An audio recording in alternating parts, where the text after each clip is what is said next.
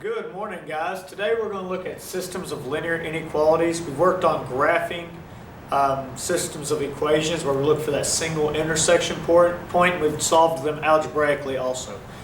Systems of linear inequalities don't have a single point that is the solution. They actually have a wide range of points, infinitely many points to be exact. And it's where not two lines intersect, but where two areas of points intersect each other. So when we talk about solving a system, it's really just graphing the system and looking at what the vertices are, or intersection points. That's what we call, another word for intersection points are the vertices. So let's graph the system, each of these systems, and identify their vertices. Pretty straightforward. It's just like graphing one linear inequality, except we have multiple ones on there, and we look at where their shaded areas, where their solution regions overlap each other. So let's look at our first one right here. X is less than or equal to 3. So I know I graph the line x equals 3. So I go to 3 on the x-axis. I have a vertical line because it's an x equals equation. And this one happens to be a solid line. So this one happens to be a solid line through 3 on the x-axis, and we'll pretend that is a straight line. So x is less than or equal to 3. The less than just means we're going to shade to the left of that line. So we're somewhere over here. I don't like to do all my shading until the very end because I have so many different regions on here. Only where they all occur at, where they overlap each other, will be our final solution. So I'll just do a couple of arrows to mark which side of the line my solution region should be on. Next, let's do x is greater than 1. So I go over to 1 on the x-axis again. And again, we have a vertical line. And greater than is to the right of the line. And this one should be dotted. That should be enough dots. Remember, if it's or equal to, it's a solid line. If it's not or equal to, it's a dotted line. From there, we can see that our solution region is in between the two, because less than is to the left of an x equals line, greater than is to the right of an x equals line. So we are in between these two. So we just shade that region. Now these 2 points, a nice purple going on here.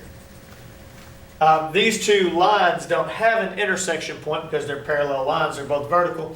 So there are no vertices for us to label on this one. Now let's look at example 2 over here. Going through, one thing I want to point out, get in the habit of labeling these line 1, line 2. So when you graph line 1, line 2, you'll know where they are. And it'll help out a lot when you're identifying the vertices, identifying those corner points. So on this one, number 2, real quick, to be able to graph these, I want to put them into y equals form, slope-intercept form, if they have both an x and a y. The second 2 lines, last 2 lines, let's label them line 1, line 2, line 3. That's just L1, L2, L3, if you have trouble reading that. So labeling the lines, these 2 are already ready to go. This line 1 we need to put into slope-intercept form because with the inequalities it gets a little hairy about which side you're graphing or which side you're going to do your shading on when you're not in slope-intercept form. So let's quickly put this first line into slope-intercept form, which is easy to do. You take negative x minus 2y equals negative or greater than or equal to negative 4. Move your x over. So we get negative 2y plus x minus 4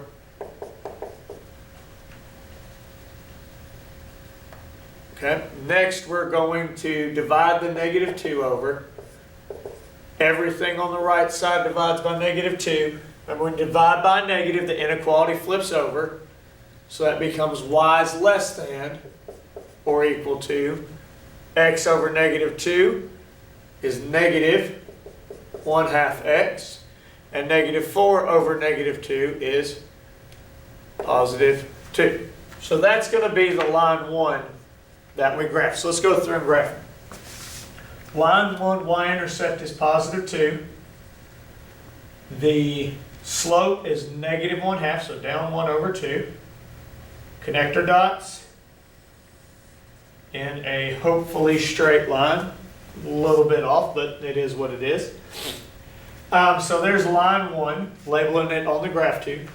Shading purposes, less than the line. Could be here, here, here. Somewhere down there below the line. Lesser y values are on the bottom. For line 2, let's look at line 2. Y is greater than negative 1. So I go to negative 1 on the y. There's no x's, so there's no slope. So I draw this horizontal line.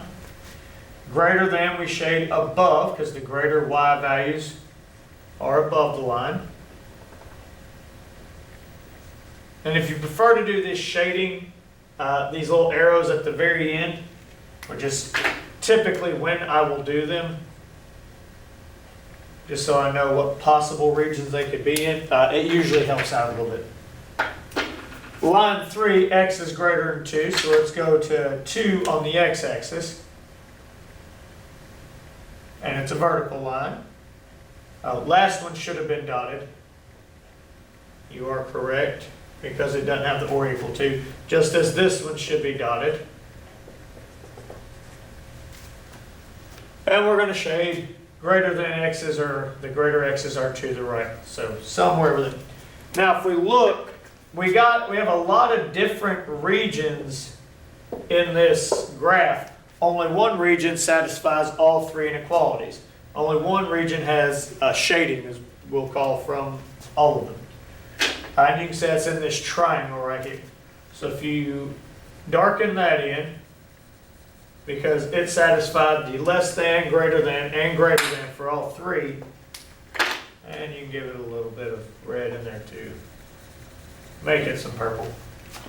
Now this one actually has a lot of intersections, has all these vertices. And then we just go to work identifying our vertices. I like to label them also 0.1, 0.2, 0.3. I don't need any of these extra arrows anymore. Get a nice clean looking graph.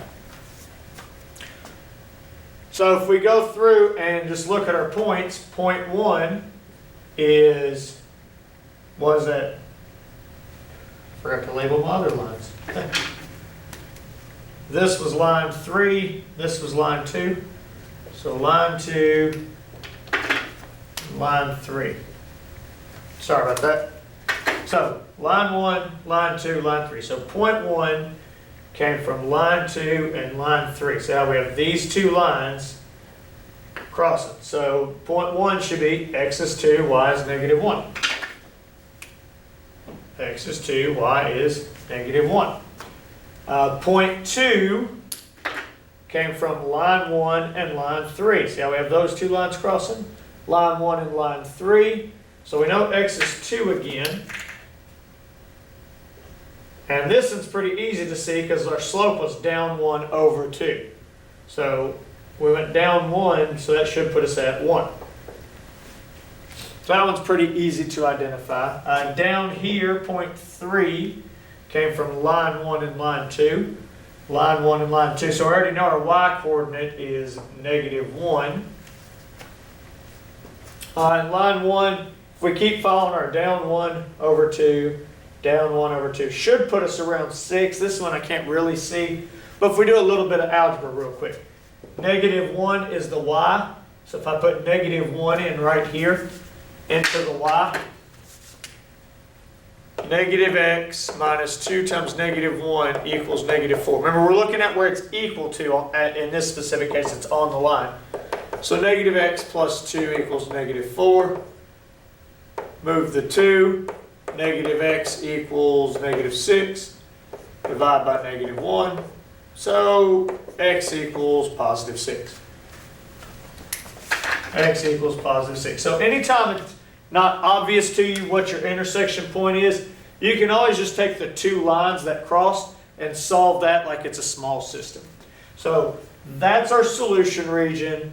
Those are our vertices, and that's systems of linear inequalities. It's just taking the same inequalities you've done before, just putting a lot of them on one graph at a time, and whatever shaded region or solution region is in common for all 3, 4, 5, however many different inequalities you have, that's going to be your solution.